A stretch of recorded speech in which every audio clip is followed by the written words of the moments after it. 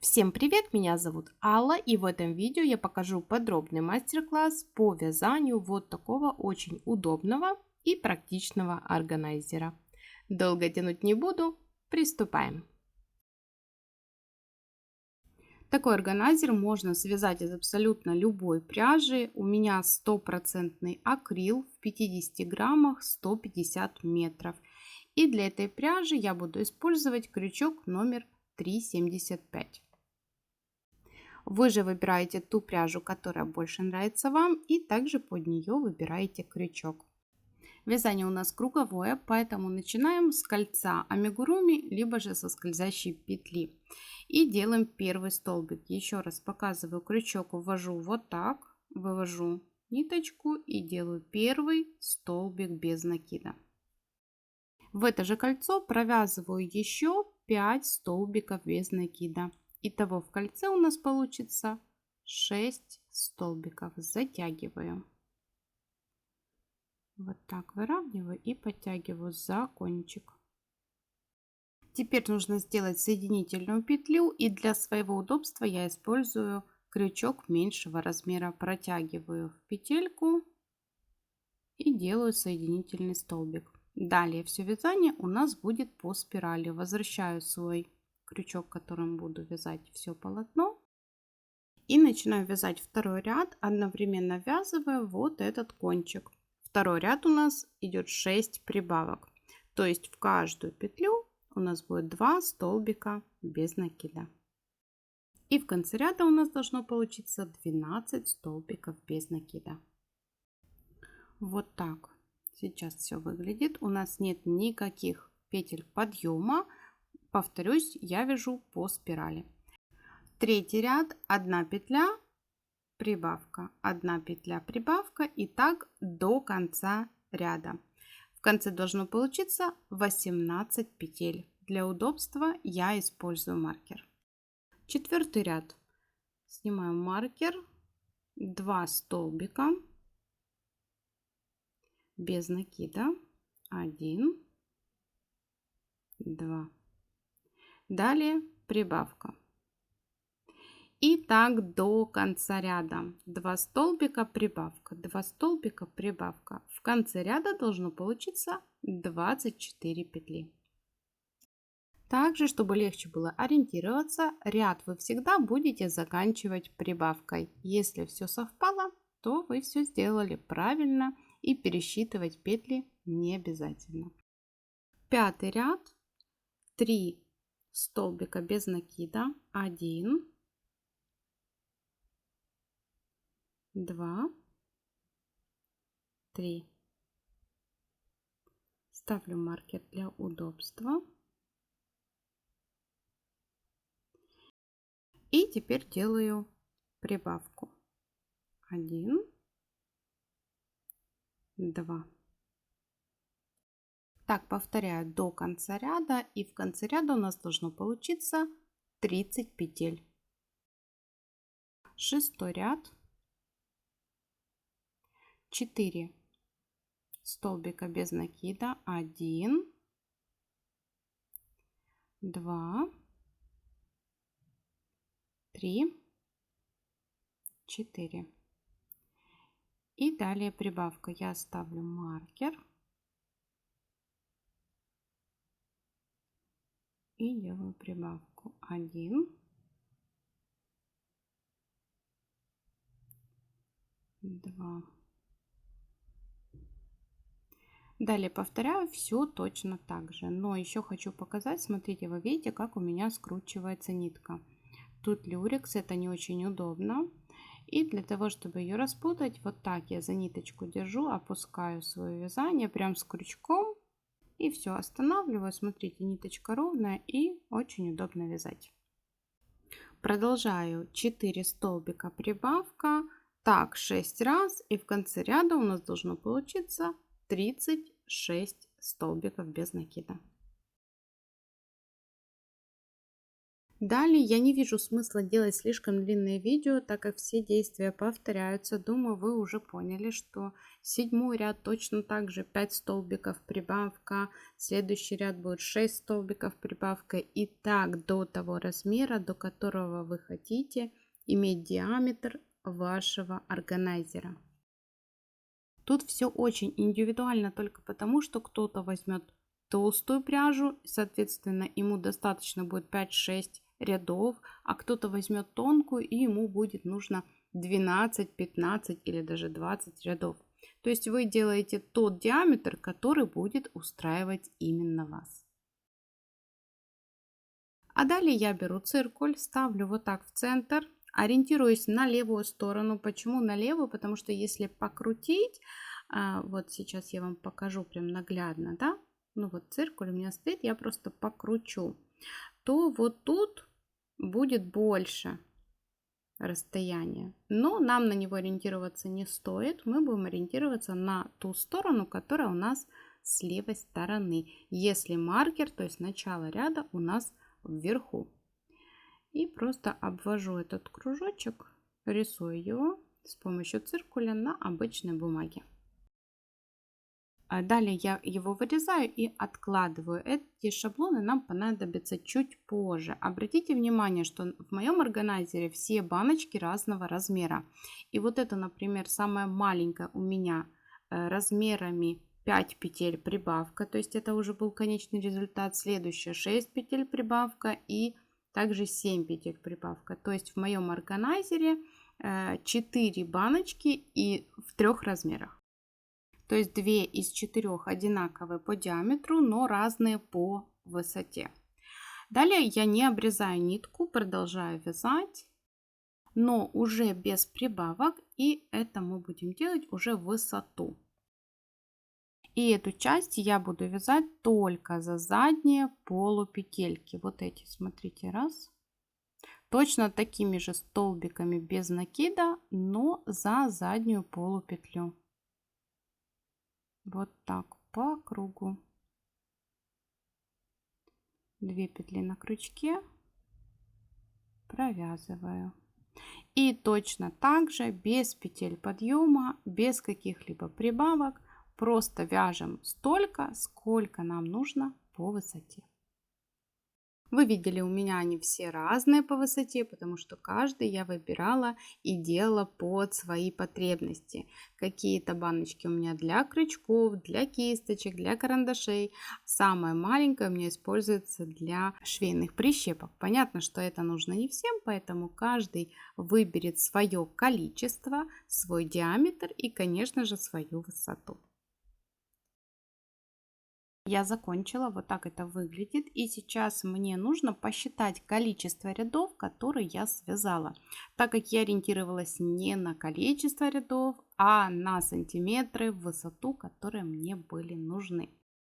А далее я провязываю такое же количество рядов, но уже не за одну полупетельку, а за 2. Вот так. То есть самый обычный классический вариант. Но опять же, это не обязательно, вы можете продолжать за задние полупетли, и таким образом одинаковый рисунок будет как внутри, так и снаружи. Также на этом этапе я рекомендую сделать уже основу, либо же если вы используете готовую, то, конечно же, это вам не нужно, вы это пропускаете. Я буду делать из очень плотного картона, но при этом тонкого. Конечно же, можно использовать что-то готовое, например, вот такие тубусы. Но они не всегда подходят по размеру, во-первых, по диаметру. Ну вот, например, 5 петель мало, 6 в принципе достаточно, но не всегда это подходит по высоте. Поэтому абсолютно любого размера шаблон вы можете сделать из картона. Также, конечно же, подойдут абсолютно любые вот такие емкости, да, пластиковые, пустые, из-под чего угодно. Всегда можете обвязать и тоже получите хороший результат. Но я же показываю, как сделать, если у вас нет никакой основы. Берем свой шаблон, вот тот, который вы изначально делали с помощью циркуля, и я перевожу на плотный картон. Не используйте тонкий гофрированный, потому что он будет слишком мягкий, форму толком держать не будет, но также создаст вам дополнительные ненужные углы. Далее беру сантиметровую ленту, ставлю ее вот так на ребро и измеряю. Далее вырезаю по размеру, опять же, из картона. Вы видите, что из другого картона. Немного ее формирую, да, чтобы вот прям, ну, картон поддается этому. Видите, я скручиваю. И далее малярной лентой, малярным скотчем. Он прекрасно подходит для работ с бумагой, с картоном. Вот так склеиваю. Беру донышко вот так.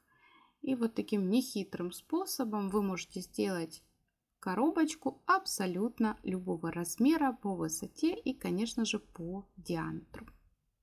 Кстати, обычный скотч также можно использовать без проблем. Просто здесь дело привычки. Я больше люблю и чаще использую малярную ленту, поэтому скотча у меня как такового дома практически и нет.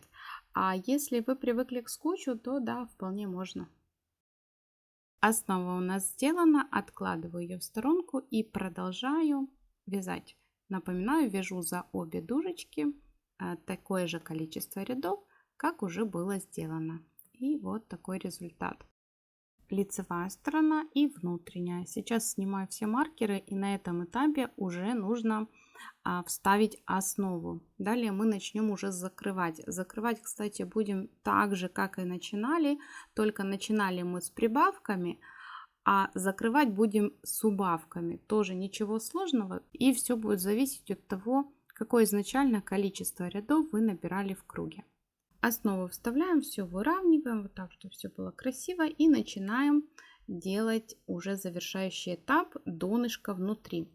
Тут все, как я уже сказала, зависит от того, на каком ряду вы остановились, когда делали донышко лицевой стороны. Если вы, например, остановились 5 петель, прибавка, да, и после этого вы начали уже вязать за задние полупетли, то есть высоту, то сокращать донышко мы будем точно так же. 5 петель, но вместо прибавки делаем убавку. Сейчас вы видите, как я ее делаю. Только за, не вот так, за 2 дужечки, да, а только за передние петли. Вот так подхватываю. Так, сейчас сфокусируется. Вот, смотрите, надеюсь, что видно. Потому что убавки все делают по-разному. Я делаю вот так. За 2 передние полупетельки протягиваю и провязываю. Ну, понятно, что не только я так делаю. Это называется скрытая убавка. Вот именно ней я и пользуюсь. Далее, так доходим до конца ряда. Опять же, рекомендую использовать маркер для того, чтобы не запутаться. Еще раз повторим, если вы, например, остановились, ну давайте не 5, например 8. Вот у вас, когда вы вязали круг, было 8 петель, прибавка, да, и далее вы пошли вязать высоту. То сокращать будем также начинать с 8. Вы делаете 8 петель убавка, 8 петель убавка и так до конца ряда. Следующий ряд будет 7 петель убавка, 7 петель убавка. Следующий ряд 6 петель убавка, следующий 5 петель убавка и так до конца. Но пока вы не сделаете 1 петля убавка, 1 петля убавка. Вот, смотрите, что должно у вас получиться. Сейчас мы вот эту ниточку вытягиваем. Я не делала никаких соединительных петель, ничего. Вот я закончила ряд 1 петля убавка. Обрезаю вот так ниточку. Достаточно. 15 там, сантиметров достаточно. Вот, кстати, все, что у меня осталось от мотка. И на эту нитку одеваю иголочку. Далее смотрим. У нас видны петельки. Мы будем сшивать только за передние полупетли и через одну. Смотрите, вот первая, ищем вторую и за переднюю вот так снизу вверх протягиваю. Далее я пока не сильно стягиваю, снова одну мы пропускаем, через одну, вот первая, вторая, во вторую только за переднюю полупетельку протягиваю, немножко подтягиваю, ну, хотя можно и сразу стягивать, но мне, чтобы на видео было понятно, видно, Одну пропускаем, во вторую протягиваем. И так нужно пройтись до конца ряда. Вот, одну пропускаем, во вторую. Когда дошли до начала, давайте уже покажу. Одну пропускаю, во вторую. И вот эта последняя петелечка вот так стягиваю. Смотрите, красиво, аккуратно. И мне этот способ нравится больше, нежели просто 6 убавок. Смотрите, вот так подтянули. И все красиво. Делаю узелок, чтобы закрепить нитку. Увожу в сторонку и срезаю нитку. Все, теперь заправляем вот так внутреннюю часть. Можно себе помогать. Я, например, использую палочки для суши, но это в том случае, когда плохо входит рука. Когда диаметр этого органайзера побольше, то это, конечно же, легче и проще сделать руками. И вот так я сейчас подсвечиваю. Смотрите, все внутри ровно, красиво и аккуратно. Результатом я довольна. Органайзер, как для меня, он получился не просто красивым, но и еще и удобным. И для практичности я еще сшила вот такую подставку. Кстати, как ее сшить, у меня есть подробный мастер-класс. Если вы не видели или пропустили, ссылку на него вы обязательно найдете в описании под этим видео. Кому интересно, переходите и смотрите. Ну а на этом видео будет подходить к концу. Если вам понравилось, поставьте лайк и напишите комментарий. Также подписывайтесь на канал, если вы еще не подписаны. Ставьте колокольчик, чтобы не пропускать новые видео и видеть их первыми. Если остались какие-то вопросы, пишите их в комментариях. Все их вижу, все читаю и обязательно отвечаю. На сегодня все. Всем пока-пока и до новых встреч на моем канале.